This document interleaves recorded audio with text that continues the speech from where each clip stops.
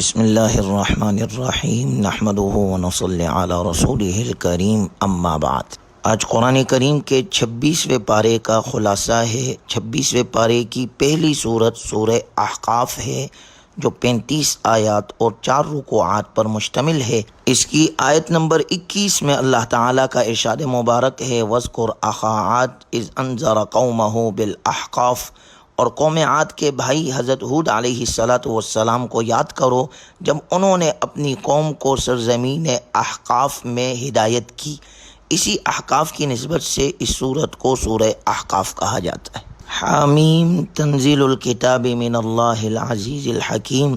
سورت کی ابتدا میں قرآن کریم کی حقانیت، توحید اور حشر کے دلائل اور ان بتوں کی مذمت ہے جنہیں مشرکین نے معبود بنا رکھا تھا، حالانکہ وہ نہ سنتے تھے نہ دیکھتے تھے، نہ نفع اور نقصان ان کے اختیار میں تھا، اور نہ ہی وہ پرستش کرنے والوں کی دعائیں قبول کر سکتے تھے۔ دوسرے رکوع میں اللہ کا ارشاد ہے ان الذین قالوا ربنا اللہ ثم استقاموا فلا خوف علیہم ولا هم یحزنون۔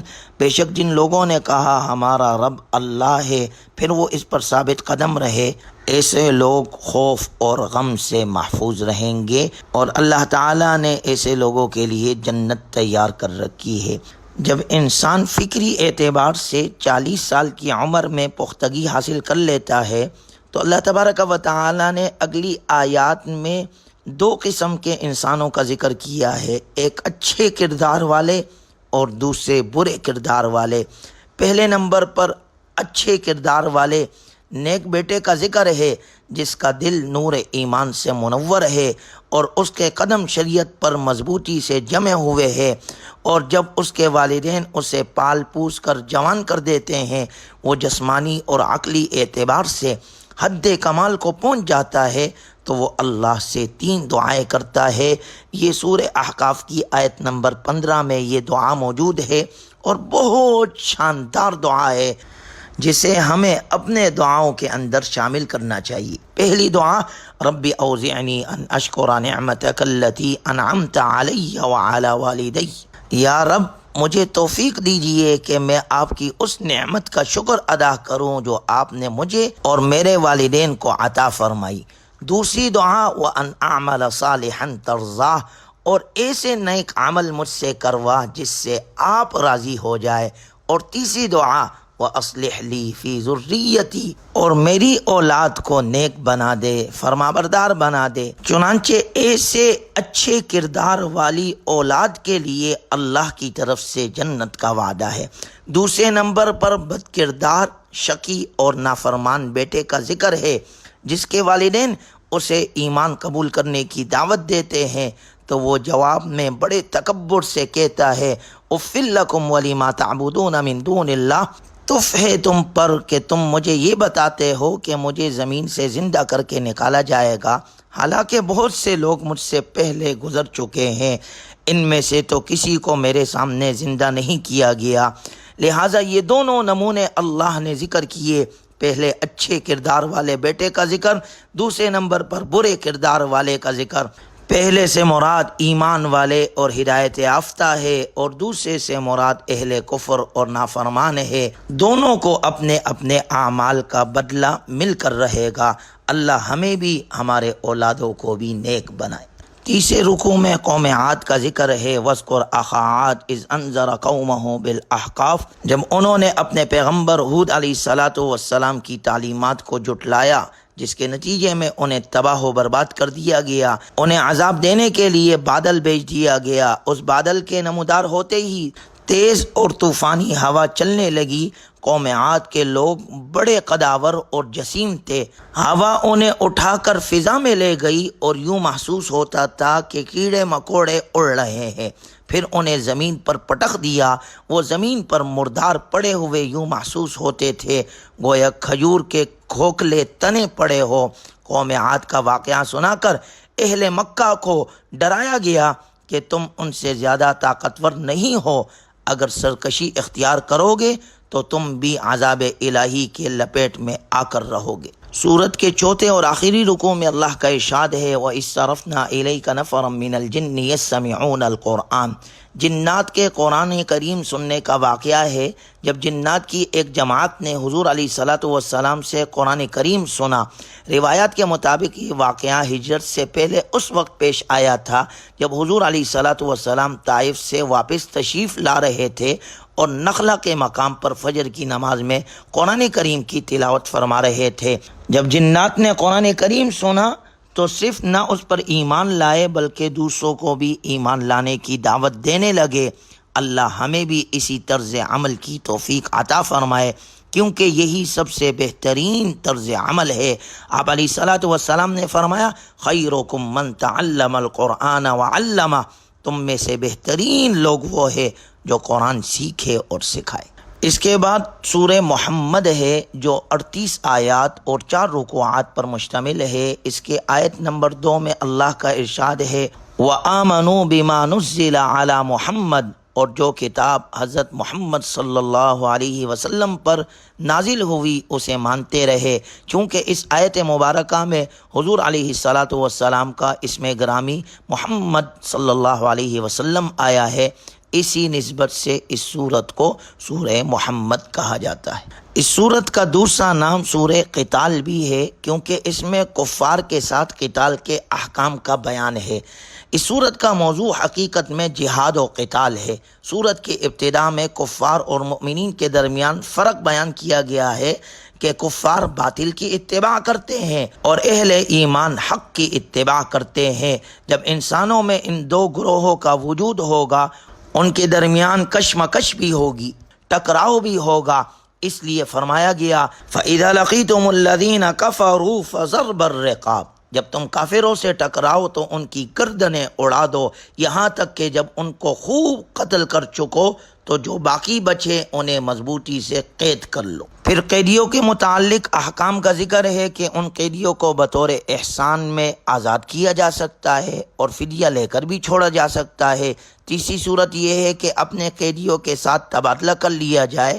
اس کے بعد اللہ کا ارشاد ہے، یا ایھا الذین آمنوا ان تنصروا اللہ ینصرکم ویثبت اقدامکم، اے ایمان والو اگر تم اللہ کے دین کی مدد کرو گے تو وہ تمہاری مدد کرے گا اور تمہارے قدم جما دے گا۔ دوسرے رکوع میں اللہ کا ارشاد ہے، ان اللہ یدخل الذین آمنوا وعملوا الصالحات جنات تجری من تحتها الانہار، کہ جو لوگ ایمان لائے عمل صالح کیے ان کے لیے ایسی جنت ہے جس کے نیچے نہریں بہتی ہے۔ جبکہ کافروں کے لیے آخرت میں کوئی خیر نہیں، دنیا میں وہ جانوروں کی طرح کھا پی رہے ہیں اور مختلف نعمتوں سے فائدہ اٹھا رہے ہیں، لیکن اس کے برعکس مومن احکامات شریعت کی پابندیوں میں محدود ہو کر اپنی ضروریات پوری کرتے ہیں۔ لہٰذا مومنوں کے لیے آخرت میں ایسے باغات ہیں جن میں تازہ پانی، خالص دودھ، پاکیزہ شراب اور صاف و شفاف شہد کی نہریں اور ہر طرح کے میوے ہوں گے، اور اس کے برعکس کافر جہنم کی آگ میں ہمیشہ جلیں گے اور ان کا مشروب کھولتا ہوا پانی ہوگا۔ اللہ ہماری حفاظت فرمائے۔ منافقین کے بارے میں بھی بیان ہوا ہے کہ وہ خواہشات کی پیروی کر رہے ہیں، آخر وہ کس بات کا انتظار کر رہے ہیں سوائے اس کے کہ قیامت آ جائے اور نتیجہ سنا دیا جائے۔ قیامت کی آمد زیادہ دور نہیں، اس کی سب سے بڑی نشانی نبی صلی اللہ علیہ وسلم ہے، جن کے بعد کوئی نبی نہیں آئے گا اور قیامت ہی آئے گی۔ سورت کے اخیر میں ہمارے لیے ہلا دینے والا مضمون ہے۔ اللہ تبارک و تعالی ہمیں دعوت دے رہا ہے کہ ہم اس کے دین کی سربلندی کے لیے مال و جان کے ساتھ بھرپور کوشش کریں۔ البتہ اللہ کا دین ہماری قربانیوں کا محتاج نہیں، بلکہ ہم اس کے در کے فقیر ہیں۔ اگر ہم نے بخل اور بزدلی کا مظاہرہ کیا تو اللہ ہمیں محروم کر دے گا اور دین کی خدمت کی سعادت کسی ایسی قوم کو دے دے گا جو ہماری طرح دنیا دار نہیں ہوگی۔ جب عربوں نے عیش و عشرت میں مبتلا ہو کر اللہ کے دین کی خدمت کو پس پش ڈال دیا تو اللہ نے انہیں تاتاریوں کے ہاتھوں تباہ و برباد کر دیا۔ پھر اللہ نے تاتاریوں کو اسلام قبول کرنے کی توفیق دی تو انہی میں سے ایک قبیلے کے ذریعے سے خلافت کے نظام کو قائم کر دیا گیا۔ اللہ تعالی ہمیں ہمارے اولادوں کو دین حق کے لیے استعمال فرمائے اور اہل حق کا ساتھ دینے کی اللہ ہمیں توفیق عطا فرمائے۔ اس کے بعد سورہ فتح ہے جو 29 آیات اور 4 رکوعات پر مشتمل ہے۔ اس کی پہلی آیت مبارکہ میں اللہ کا ارشاد ہے انا فتحنا لک فتحا مبینا، اے پیغمبر صلی اللہ علیہ وسلم یقین جانو ہم نے آپ کو کھلی ہوئی فتح عطا کر دی۔ اس فتح سے مراد صلح حدیبیہ ہے جس سے مسلمانوں کا ایک نیا دور شروع ہوا، اور اسی فتح کے نسبت سے سورت کا نام سورہ فتح ہے۔ یہ سورت مبارکہ اس وقت نازل ہوئی جب رسول اللہ صلی اللہ علیہ وسلم حدیبیہ سے واپس تشریف لا رہے تھے۔ بخاری شریف میں حضرت عمر ابن خطاب رضی اللہ عنہ سے روایت ہے کہ رسول اللہ صلی اللہ علیہ وسلم نے فرمایا آج شام مجھ پر ایک ایسی صورت نازل ہوئی ہے جو مجھے دنیا و ما فیہا سے بھی زیادہ محبوب ہے۔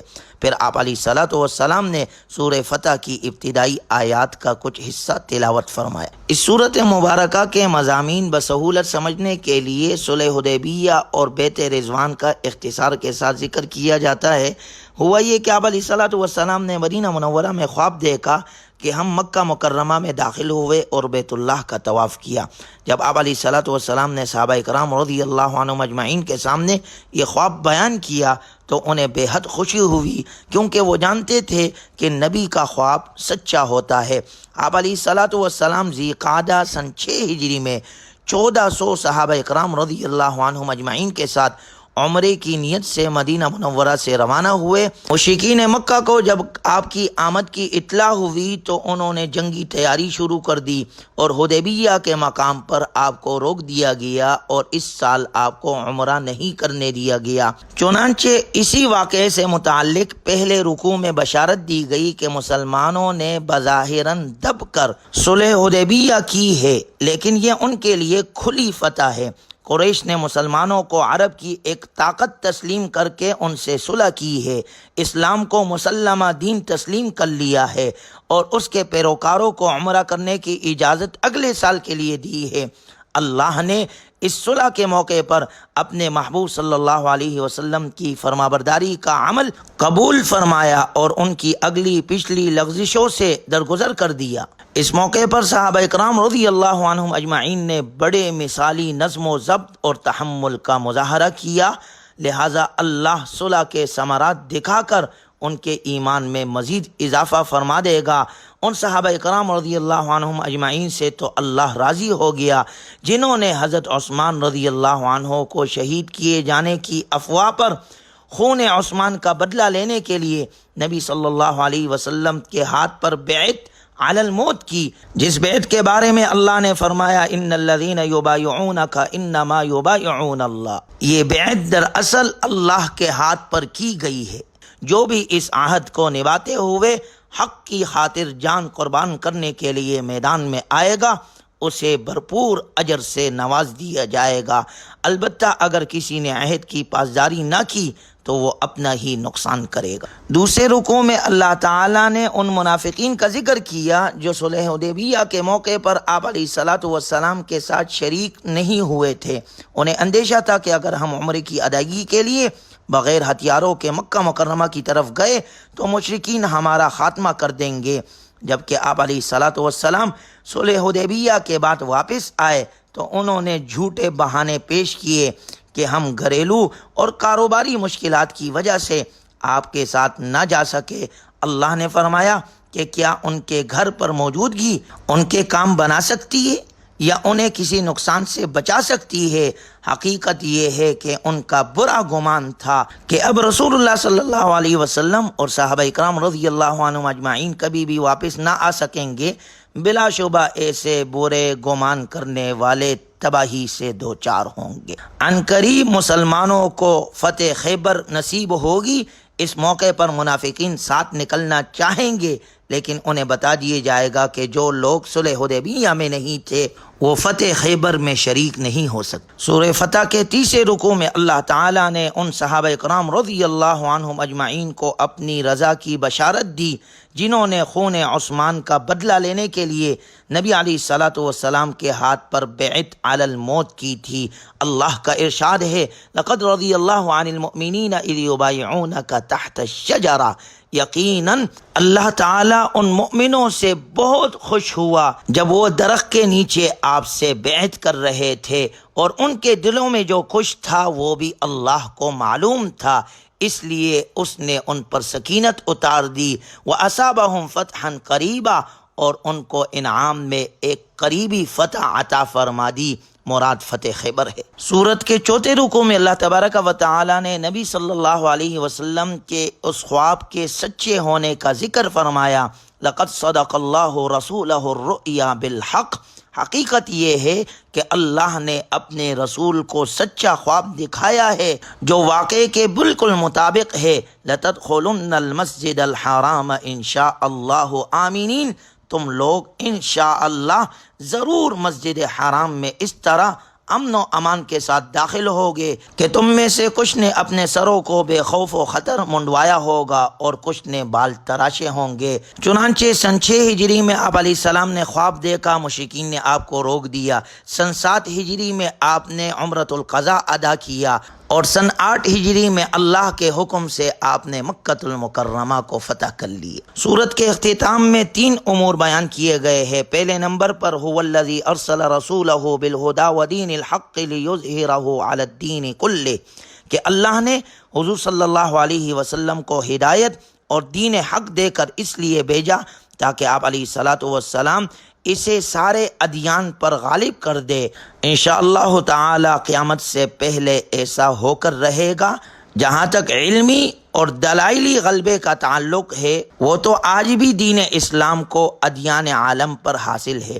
دوسرے نمبر پر صحابہ اکرام رضی اللہ عنہم اجمعین کی تعریف کی گئی، اشداء علی الکفار رحماء بینہم، کہ وہ کافروں کے مقابلے میں بڑے سخت اور آپس میں بڑے مہربان، اور وہ سب رضائے الہی کے طالب ہے۔ تیسرے نمبر پر سورت کے آخر میں اللہ کا ارشاد ہے وعد اللہ الذین آمنوا وعملوا الصالحات منہم مغفرۃ واجرا عظیما، کہ ان لوگوں کے ساتھ مغفرت اور اجر عظیم کا وعدہ ہے جو ایمان لائے اور نیک عمل کرتے رہے۔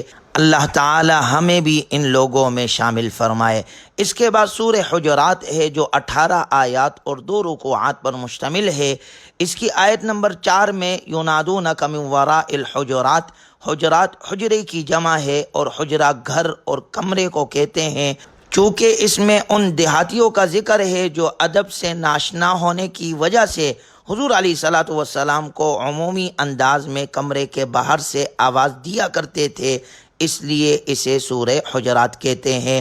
چونکہ اس سورت مبارکہ میں مکارم اخلاق بھی بیان ہوئے ہیں، اس لیے اسے سورۃ الاخلاق والآداب بھی کہا جاتا ہے۔ سورت مبارکہ کے پہلے رکوع میں ہدایات دی گئی ہے کہ اسلامی ریاست میں دستور کی اہم ترین بنیاد یہ ہے کہ کوئی قانون سازی قرآن و سنت کے خلاف نہ ہوگی۔ نبی صلی اللہ علیہ وسلم کے فرامین کی اطاعت اور ان کی سنت کی پیروی عالمگیر سطح پر ایک وحدت کی بنیاد فراہم کرے گی۔ ان کے احترام و ادب کا تقاضا ہے کہ جب دلیل کے طور پر ان کا ارشاد پیش کیا جائے تو فوراً خاموش ہو جاؤ۔ اگر کسی نے اپنی رائے کو آپ علیہ الصلوۃ والسلام کے ارشادات پر فوقیت دی تو اس کی تمام نیکیاں ضائع کر دی جائے گی۔ اگلی آیات میں اجتماعی اور معاشرتی آداب بیان کرتے ہوئے مسلمانوں کو تاکید کی گئی ہے، یا ایھا الذین آمنوا ان جاءکم فاسق بنبأ فتبینوا، اے ایمان والو اگر کوئی فاسق تمہارے پاس کوئی خبر لے کر آئے تو اچھی طرح تحقیق کر لیا کرو، افواہوں پر کان مت دھرا کرو۔ اڑتی ہوئی افواہوں پر اعتماد بسا اوقات باہمی قتل و قتال تک پہنچا دیتا ہے۔ اس لیے سمجھایا گیا ہے کہ اگر مسلمانوں کے 2 گروہ آپس میں برسر پیکار ہو جائے وَإِن طَائِفَتَانِ مِنَ الْمُؤْمِنِينَ اقْتَتَلُوا فَأَصْلِحُوا بَيْنَهُمَا، تو ان کے درمیان صلح کرا دیا کرو، کیونکہ دنیا بھر کے مسلمان خواہ گورے ہو یا کالے ہو امیر ہو یا غریب ہو، عربی ہو یا عجمی ہو، انما المؤمنون اخوہ، مسلمان سب کے سب آپس میں بھائی بھائی ہے۔ اس کے بعد سورہ حجرات کے دوسرے رکوع میں 6 ایسی معاشرتی خرابیوں اور برائیوں کی نشاندہی کی گئی ہے جن کی وجہ سے باہمی تعلقات بھی متاثر ہوتے ہیں اور ان میں مبتلا انسان اللہ کی نظر میں بھی اچھا شمار نہیں ہوتا۔ پہلی برائی جس سے منع کیا گیا، فرمایا لا یسخر قوم من قوم عسى ان یکونوا خیرا منهم، ایک دوسرے کا مذاق نہ اڑایا کرو۔ عام طور پر ایک شخص دوسرے شخص کا مذاق اس وقت اڑاتا ہے جب وہ اسے حقیر اور اپنے آپ کو اس سے بہتر سمجھتا ہے، اس لیے فرمایا گیا کہ جن کے ساتھ تم تمسخر کر رہے ہو سکتا ہے وہ اللہ کی نظر میں تم سے بہتر ہو۔ دوسرے نمبر پر فرمایا وَلَا تَلْمِزُوا أَنفُسَكُمْ، کہ ایک دوسرے پر عیب نہ لگاؤ، تانا نہ دو۔ تیسری برائی وَلَا تَنَابَزُوا بِالْأَلْقَابِ، کسی کو برے القاب سے نہ پکارو، اس کے نام نہ بگاڑو۔ چوتھے نمبر پر فرمایا یا ایھا الذین آمنوا اجتنبوا کثیرا من الظن ان بعد الظن اسم، اے ایمان والو بہت سے گمانوں سے بچو، بعض گمان گناہ ہوتے ہیں، تحقیق کے بغیر بدگمانی دل میں جما لینا گناہ ہے۔ پانچویں نمبر پر ولا تجسسوا، اور کسی کی ٹوہ میں نہ لگو، مسلمانوں کے عیوب اور کمزوریوں کو تلاش کرنا اور اس کی ٹوہ میں لگے رہنا گناہ ہے۔ چھٹی معاشرتی برائی جس سے ان آیات میں منع کیا گیا ہے ولا یغتب بعضکم بعضا، وہ یہ کہ ایک دوسرے کی غیبت نہ کرو۔ غیبت کرنے کو اللہ تعالیٰ نے مردہ بھائی کا گوشت کھانے سے تشبیہ دی ہے، گویا غیبت کرنے والا کسی جانور کا نہیں بلکہ انسان کا گوشت کھاتا ہے۔ جس انسان کا گوشت یہ کھا رہا ہے وہ کوئی غیر نہیں بلکہ اس کا مسلمان بھائی ہے، وہ گوشت کسی زندہ کا نہیں بلکہ مردہ کا ہے۔ اللہ ہمیں بھی اور ہماری مجلسوں کو بھی غیبتوں سے پاک کرے۔